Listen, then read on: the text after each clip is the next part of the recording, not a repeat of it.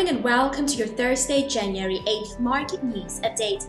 Factory activity in Germany unexpectedly rose in December, beating wider market estimates. Silver fall for the second straight session as bullish momentum wanes after the failed charge into new record highs.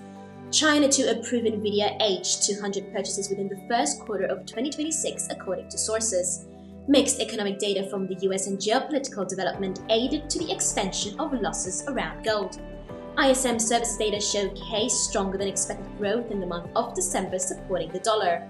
JOLTS job openings showcased cooling labor market demand, while ADP private payroll growth rebounded by less than anticipated.